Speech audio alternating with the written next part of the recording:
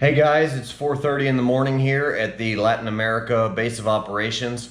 I'm about to head out on a buy, and I'm going to take you guys throughout the whole process today. You guys have seen already the clandestine operations video for the loadout that I'm going to be using for this trip. So that was very specific on what kind of a loadout I would use for what I've done in the past on some more gray area type work, but now I've actually partnered with some of these guys, and I'm not even working as a private security contractor, so to speak, because I'm invested myself. I'm going out there specifically for a buy. At this point, I can show a lot of the stuff that I'm doing because I'm no longer contracted by these guys. Now I'm working as a sole proprietor. I'm buying my own product and then moving it. We're going to get into the specifics of how you can double your money. This is going to be over $100,000 profit in just a couple days here. Extremely dangerous, guys, but doable.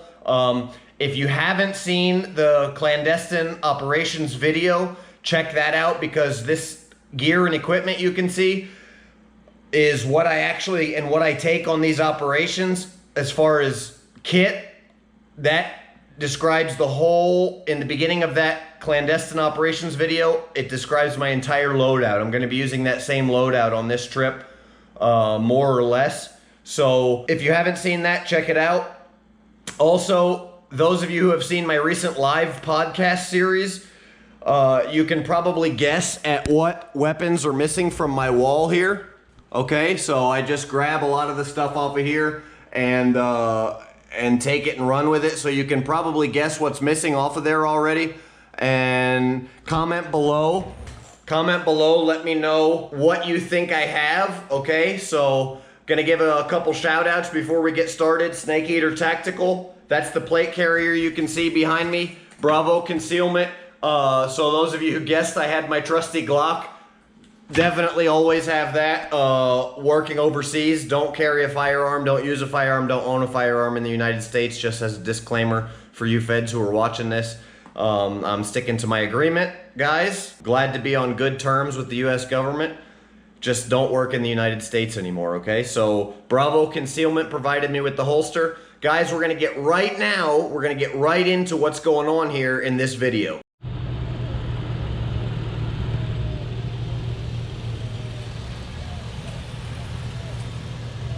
Listo, señor. Hey guys, checking back in here. We're in the FJ Cruiser, about to roll out. Kind of more of a low pro vehicle than some of our other, super high profile expedition vehicles. There's two ways we can do this trip. Number one is going the normal way, the legal way. I told you we're doing everything legal this time. The other way, you guys have seen in some of my other videos of crossing the border on smuggling routes, okay? And for that, you need a really high ground clearance, big tire vehicle, 4x4, lots of traction. We try to always use Toyota vehicles because their reliability, but this vehicle's more of a luxury, long distance on the road. So we're not doing the illegal border crossing. We're doing the 100% legal, normal border crossing through checkpoints, passport stamps, all that kind of stuff. We'll show you guys that process. I'm going to be doing some interviews with some really interesting people. My friend here, Jose Manuel. Saludos, Jose Manuel. Hola, ¿qué tal? ¿Todo bien? Todo bien, sí. His story is pretty crazy, guys. He's a very good friend of mine. I went from working with him originally, working my way up with his company, a little bit of security work, helping him out. I've done a lot of the, installed security cameras with him and set up his security teams and trained them, and, bodyguard work. And he was the guy that went with me in Germany. And I thought for sure, when I was kidnapped while I was with him, that I was gonna lose the ability to work with him, but he trusts me so much, and I did such a good job with him and his family that now we're actually partners, so I can film a lot of the stuff and talk about a lot of the stuff. And gonna just continue to take you guys through a really cool day and in-depth and behind the scenes of what we do here now that I can, and now that I'm kind of basically a partner in this operation and a buyer, and not as straight up just doing security work. So we're on the way to the border crossing right now, and we'll check in there.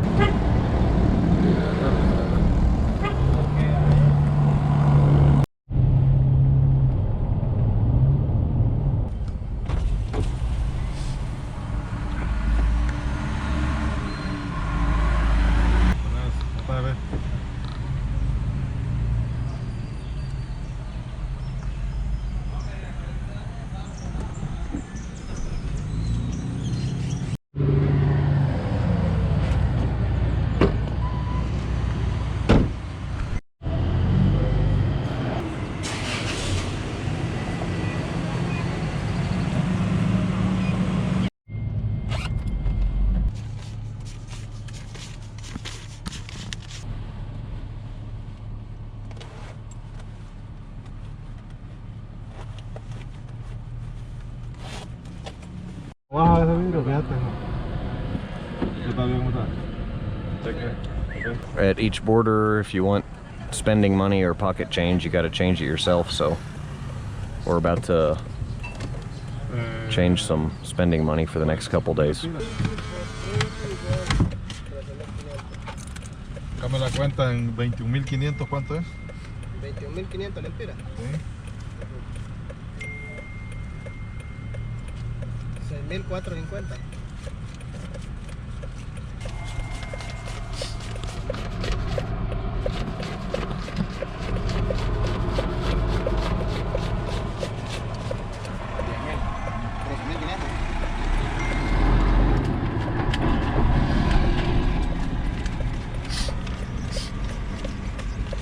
We've passed the border. We have changed our lempiras for quetzales, and here is the first police checkpoint. Basically, this land that you see off to the side was all at one time part of Honduras. Funny story, the government of Honduras traded this land to Guatemala for some single-shot rifles years ago. Just obviously a bad political decision. But another little thing is you can see these trails coming off, and one of these trails right here is when the smuggling route, when you take the trail going through the mountain that I was talking about earlier, that's the way that you come through illegally on one of those trails right there. And then this main road is the legal route, and basically the trail just meets up with this one, and it's that easy to smuggle anything across the border. We're now entering the second military and police checkpoint. Looks like possibly some Navy guys here. No, these are special police, I guess. Yeah, special police unit here.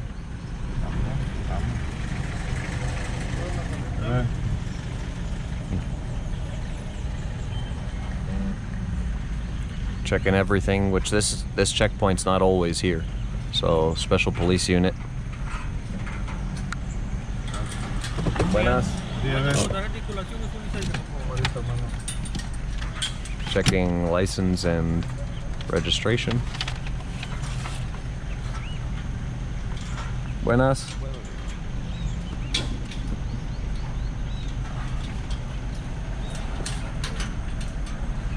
These checkpoints move pretty randomly at where they are. Sí. Pasaporte. Americano. Ah, fíjate que está mala, viejo, pero si quieres entrar por aquí, porque solo se puede abrir el vidrio, sí. El puro vidrio sí lo puedes abrir.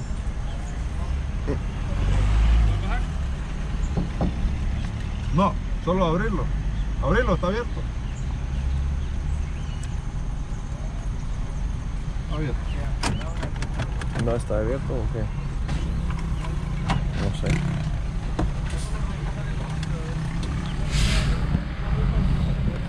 No abre, viejo.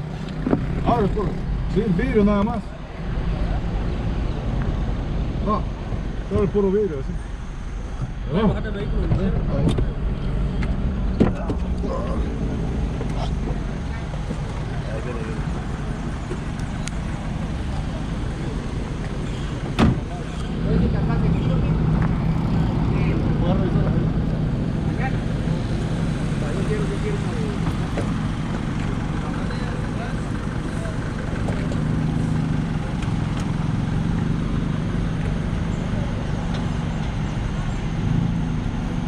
Fija cargador.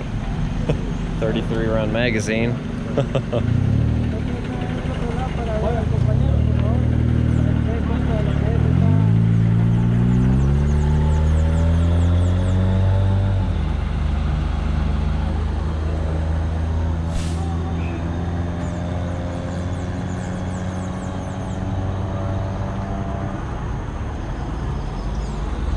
Oye, no vale que le anda haciendo un video ahí. Creo que hay problema. Es parte del trabajo, ¿no? Gracias.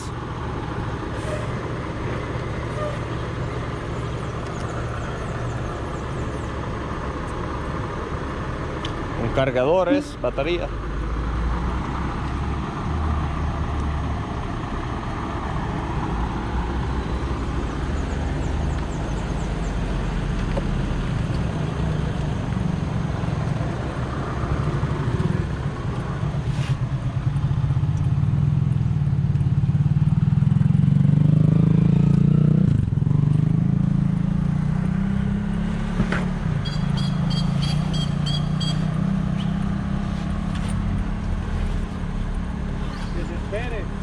El otro dos mochilas, todo es equipo de cámara, diferente cosa de cámara. ¿Ya revisaron?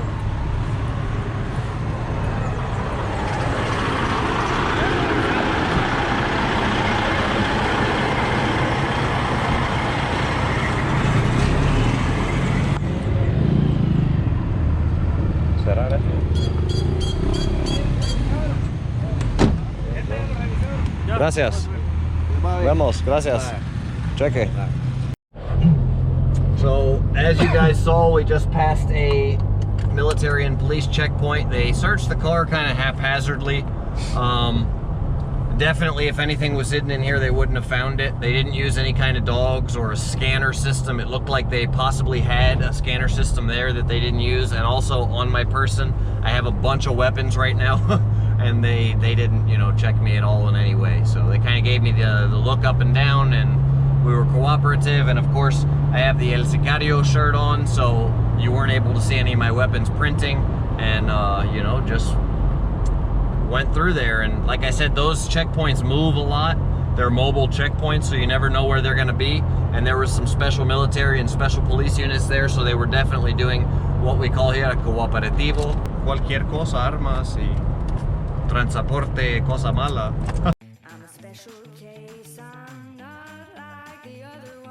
I'm gonna interview my friend Jose Manuel, and I told you guys a little bit about his story, and the story of his family is just really crazy. Some crazy stuff has passed, you know, with those guys, and they're just some really hardworking, good people, buena gente. Duro trabajadores.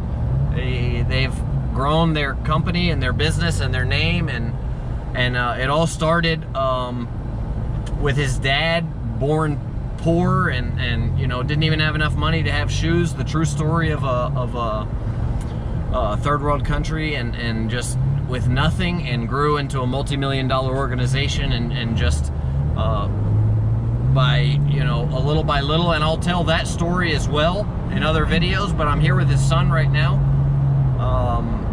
Jose Manuel Jr., and we're going to discuss basically his story, which he has a very crazy story of his own. So I'm going to proceed in an interview. I'll ask him a question, and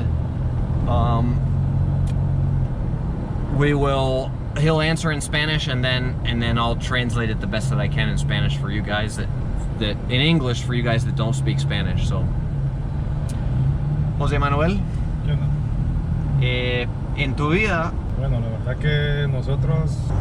Okay, so basically he started off on his own as a young man, which his dad had kind of done his own thing, but really Jose Manuel didn't take a whole lot of help from his dad in any way, and the best he can remember as a young man, he was working with coffee. And in around 96, he got really lucky himself with in Brazil there was a problem with coffee, so the market went up real high.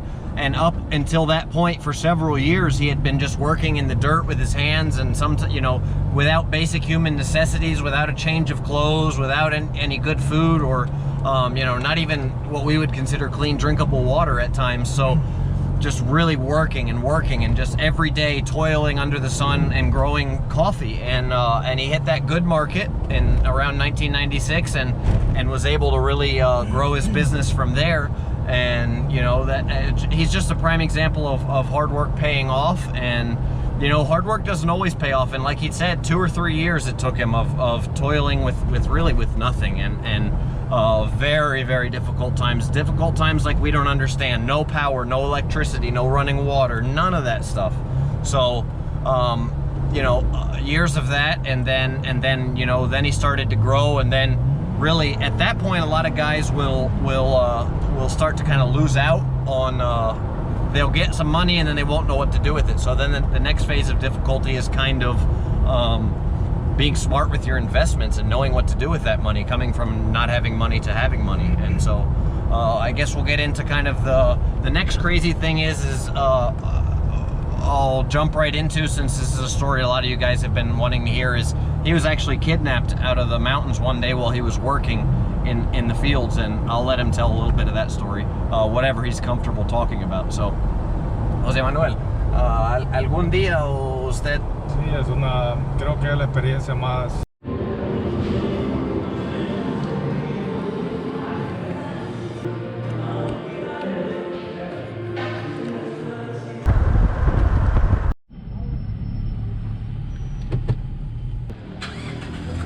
Buenas. Gracias. Fabrica unos cuchillos. ¿Andas a cuchillo, ¿verdad? Sí.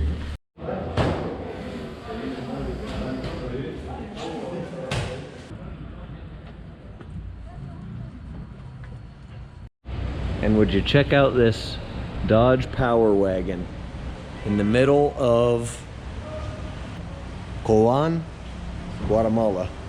Pretty awesome. Anyway, so here's a Land Cruiser. This is actually what my Land Cruiser looks like if this is the same exact model as mine. I bought mine here and everything. If you don't do all of the modifications to it, this is what it looks like. So pretty different. But anyway, Dodge Power Wagon is one of my favorite cars. Trucks, obviously my Land Cruiser is my number one. I love my Land Cruisers. But anyway, okay, so we closed down the business. We met with the guy that was there waiting on us. Big time provider of cardamom in the area. We bought the cardamom that we needed to buy. And basically, so did everything we needed to do, handle all the business there, and they wouldn't let us leave without armed guards. So, you know, it's such a dangerous area that they wanted us to have armed guards with us, and so we had to agree to take some armed guards. So we're gonna have to get some armed guards. We're gonna leave at 3 o'clock in the morning because they're very upset, or they're very worried about the situation and the danger involved. So we have to have a certain amount of guys with shotguns, and we have to leave at a certain time. And we finished all the logistics. We finished everything. I'll talk to you guys more about the situation, but apparently they're stealing daily here where I'm at right now. $1 million a day of cardamom is being stolen here, and just everybody that I was just in the meeting with, literally everybody has been robbed at gunpoint. And we were just sat around and told horror stories of all the shootings and killings and robbings and people cutting off people's arms and writing messages on the walls with the blood, and just crazy stories. So we wanted to I have actually told that story before in one of my other videos, but we wanted to kind of I wanted to close out. I'm tired. I'm only gonna be able to sleep a couple hours. I wanted to close out here though with just giving you a brief rundown of what we did today. I'm gonna catch up with you guys. I might show you a little bit of the hotel, but I'll catch up with you guys tomorrow.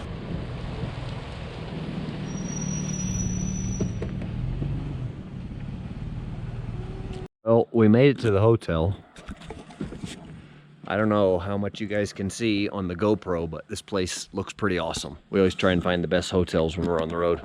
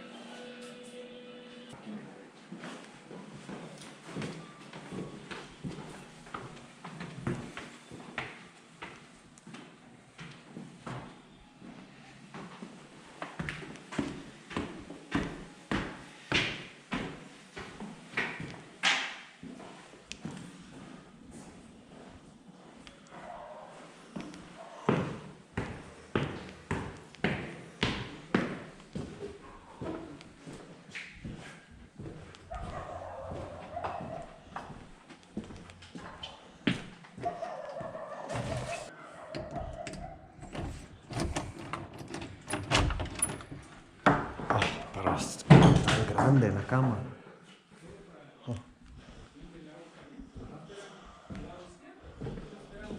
It's 2:30 in the morning. I just got up. We're about to go meet with our 2 more security guys at the secure location, pick up the truck, and then make moves. The next 10 hours for us will be more dangerous than most people will ever experience in their lifetimes. And also, we'll make more money in the next 10 hours than most people in the world. In fact, probably around 99% of the world will make in 10 years. So, you know, it's one of those things, you know, risk versus reward.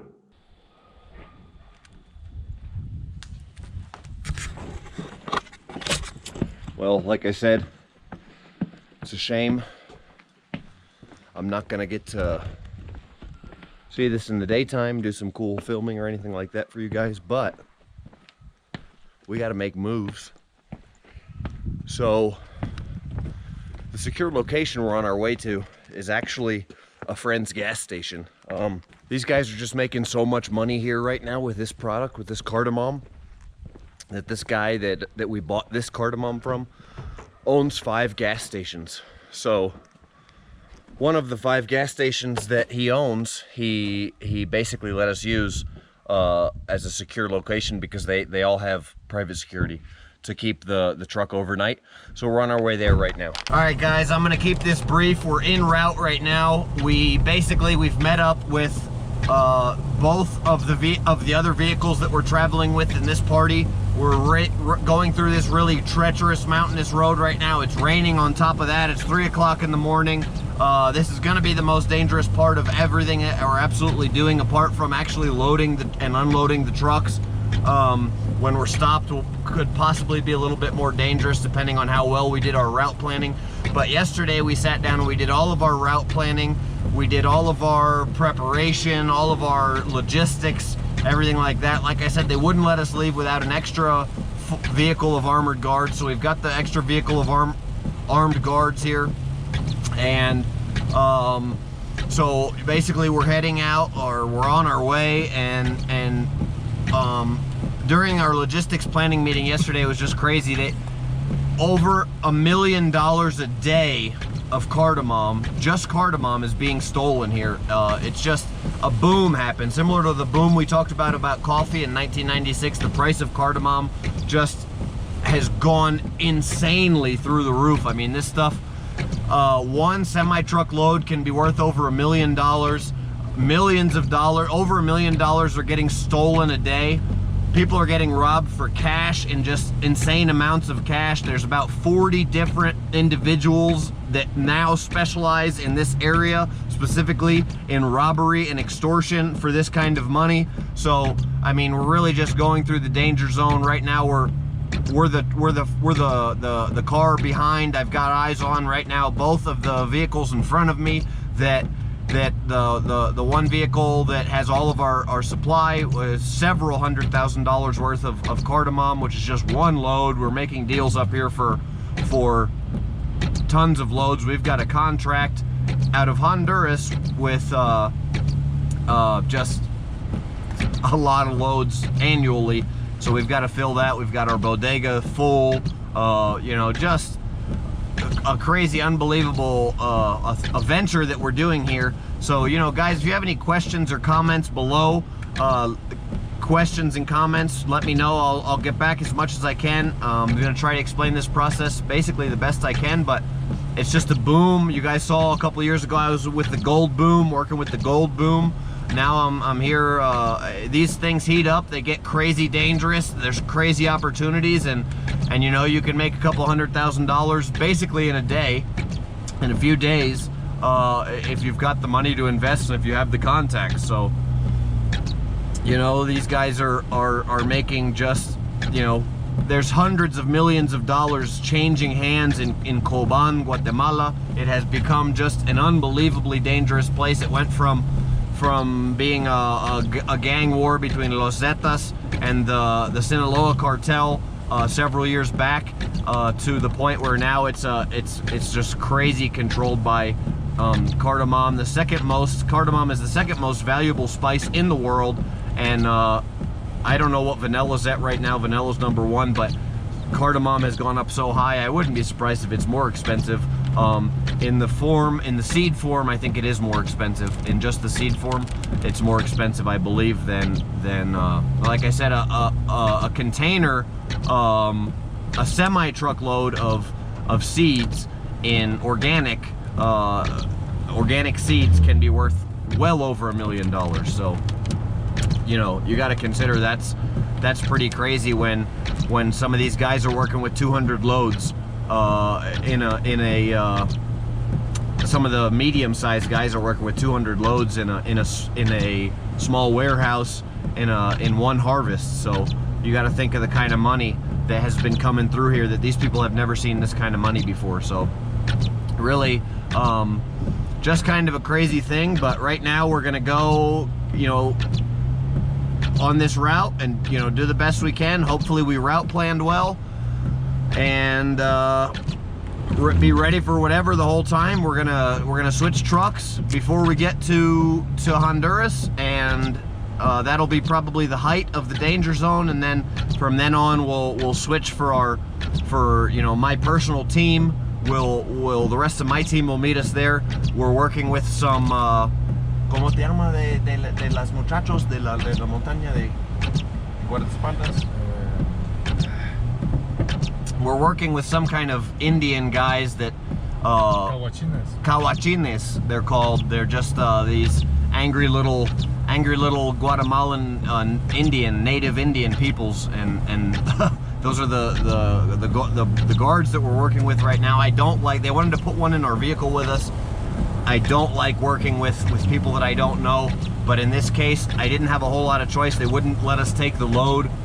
These guys have a lot of history, a lot of faith with each other, and they wouldn't let us take the load without taking extra armed guards with us. They thought we were crazy just coming in ourselves, just alone, because everybody here with any kind of semblance of money, anywhere close to the kind of stuff that we're working with, has, you know, usually teams of bodyguards and all kinds of things of that nature. Like I said in the logistics meeting yesterday, everybody in there had been recently robbed, and they were like, yeah, what are you guys doing? You know, no, we're not even gonna sell you this without providing guards. And they you know, of course we're paying for the guards, but you know, it's not much. It's 200 quintales.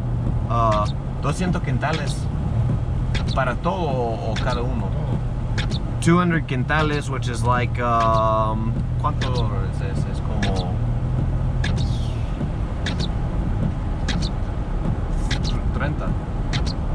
30 bucks for the whole day for two bodyguards, these two bodyguards. So I mean, it's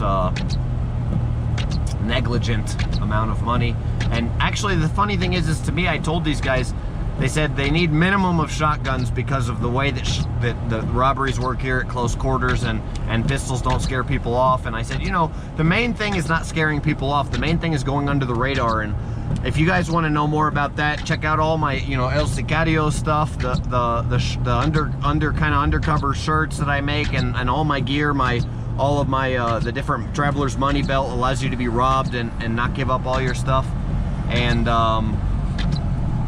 check out some of that stuff, my Gray Man videos. But these guys didn't understand that having some guys with guns that don't know how to use them necessarily could possibly make you just more of a target. So we'll get into that, and I'll show you guys more of what I can, and as we continue, and more of the journey. But like I said, questions, comments, concerns, donations below.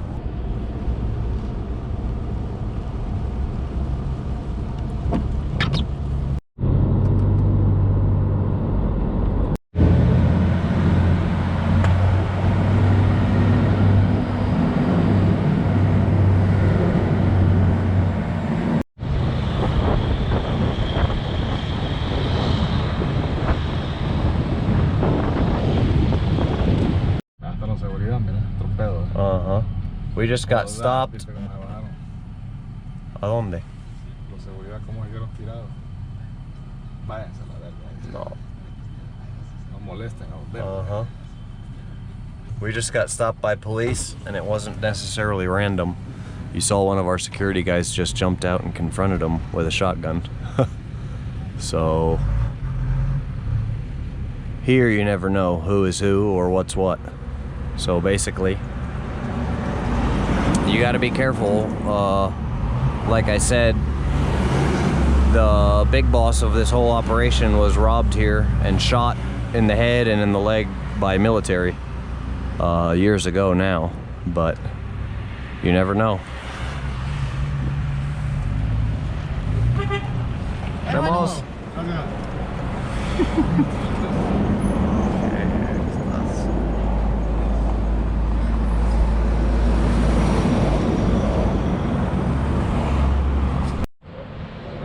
We are stopping for some breakfast. Got 3 armed guards with the pickup. The 2 guys with shotguns with the main truck. And me and Jose Manuel in the chase vehicle, basically.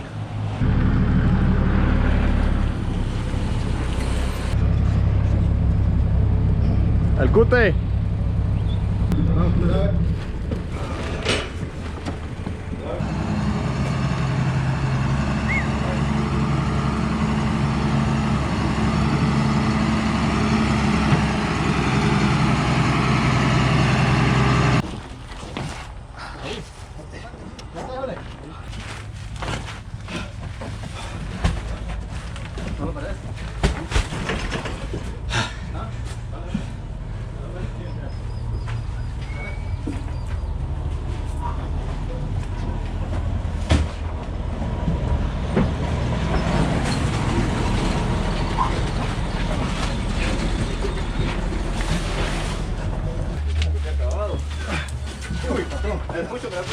Gracias a Dios que terminé eso. Sí, jodas.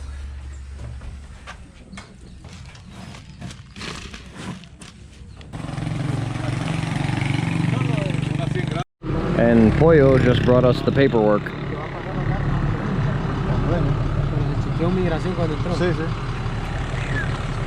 We finished up basically. We're just about done here with the day. Got the truck. Truck is back. We ended up leaving, as you guys saw yesterday morning, about 5 a.m. We've been on the road pretty much ever since. We got the truck, the first truck loaded yesterday night at probably like around 9 or 10 o'clock. Got about a couple hours of sleep. Got the truck back on the road, and basically on the road at 3 a.m. this morning.